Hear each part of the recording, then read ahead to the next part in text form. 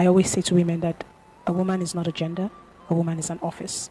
It was the woman that Satan had the conversation with through the serpent. And there's a reason why. It wasn't because the woman was weaker in spirit. It was actually because the woman was called to be the Ezer, to be the helper, to be the strategist, the warfare strategist. If you take down a person's military defense system, you can take down their nation. And she was meant to be that for the man. So it helps you understand how you are supposed to be configured as a woman. When they came out of the garden and when they sinned, what God said, it says, I will place enmity between you and the serpent, and between your seed and the serpent. The inner anger you have and that strength to keep a fight is not supposed to be with the man. It's supposed to be against the serpent. The enmity declared by God wasn't between the woman and the man. It was actually God's way of ensuring she remains an Ezer. They may have fallen, they may have sinned, but so that her role is preserved as the one who fights the serpent, so that the dominion mandate is maintained and the man can execute his call. But we turn it around and we take all of that emotional firepower and turn it towards the man. And then the serpent slithers and passes through the barriers, plunders and destroys, while you are sending your ammunition at the wrong target. So as a woman, one of the things you must learn to master is clarity. Clarity is not a gift. Clarity is a practice. You have to learn to step back and ask yourself, what exactly is going on here? What am I dealing with? What am I fighting? Who stands to gain and who stands to lose? I found out that as women, many times we don't know how to do that. They say women are feelers, men are thinkers. I think it's a life from the pit of hell. I think it's a life from the pit of hell. Satan didn't even make an effort with Adam. Bible says he was not deceived, yet he ate it. Who does that? At least he knew he had to deceive her. If not, she wasn't going to eat it. Sure. But he didn't even need deception. He just ate it. Even though when you think about it, he didn't eat it because, he just, let's just go ahead and disobey God. But his bride had fallen. And she was one with him. So there was a part of Adam that sought to go redeem her. But the difference between the first Adam and the second Adam, because the second Adam did willingly choose to become sin, the same way that the first Adam did. But the difference was the second Adam did it with the authority of God and the backing of heaven. That's why he didn't fail when he became a sin sacrifice. But the first Adam just became sin, hoping that somehow he could maybe pull her out of it. I don't know what he was thinking. But for the devil to get her to do what she did, a dialogue was necessary. I think women are thinkers. And we have a capacity to navigate realms in our thought. And every realm you navigate in conversation, whether internal or external conversation, you open up that realm to your family. And that was what happened in the garden. The moment she engaged that realm of death with the serpent, it became the standard of the day. And Adam was fighting a losing battle. You are a gatekeeper.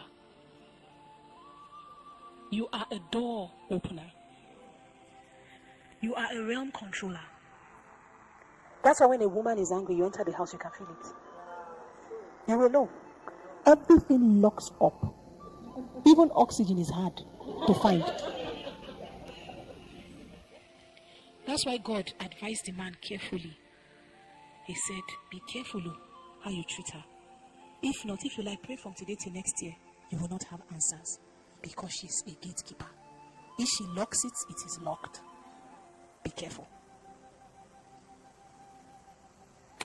It says, husband, dwell with your wives in knowledge. The word for knowledge that was used there is a Greek word that means knowledge of three things. Number one, scientific knowledge. It says, dwell with her in the knowledge of how she is formed and how she functions scientifically. What time of the month? Is she really crazy, or is she just on her cycle? How does she feel when she wakes up? How does she act when she's pregnant? Like, all of those things, you need scientific knowledge. The second meaning for that word knowledge also meant deal with her with financial knowledge. Women like money, whether you like it or not. They like to feel secured, and it's not out of selfishness. A woman naturally worries for her cub, for her seed, her future, the home. So deal with her in knowledge, the things that have to be taken care of. And the last meaning for that word knowledge, okay, there's scientific, then I think it's spiritual. Also, that's the third one. So a man doesn't successfully dwell with a woman if he doesn't have knowledge. I feel like sometimes as women, we are asking for too much. No, I rephrase. We are asking for what is not possible because it has not been given to the man. How many men went to the school of womanhood before they married? How many men actually, truly were trained by fathers who had knowledge and skill and insight? How many of them were told this is how to dwell with her? And I'm not talking about traditional knowledge. Not many. And then you are expecting that person to give you what they don't have. Can we also talk about adultery? Can we talk about how adultery locks a man up in chains? You are expecting a person that is already incapacitated to become a deliverer. Have you considered that he doesn't even know how to deliver himself? And you are saying, now, if we're going to make this marriage work, he cannot, he doesn't know what to do. He's just acting like, yeah, we'll go, all right, yeah. But he really met. So in a case like that, what is the solution? When you find yourself at the crossroads of pain / desire for something different, you get to choose. Do I back away from this so that I can get what I want and what makes me safe? Or do I face this head on and see what's possible on the other side of warfare? Whatever you choose, the Lord will be with you. But I can guarantee you that warfare makes you. So when people say things like, oh, Apostle Isi, my God, you're so powerful. I'm not powerful because I'm gifted. I'm powerful because I'm steady in warfare. I'm powerful because I don't back away easily. I don't give up quickly. I don't stop because I'm tired. I stop because I'm commanded to.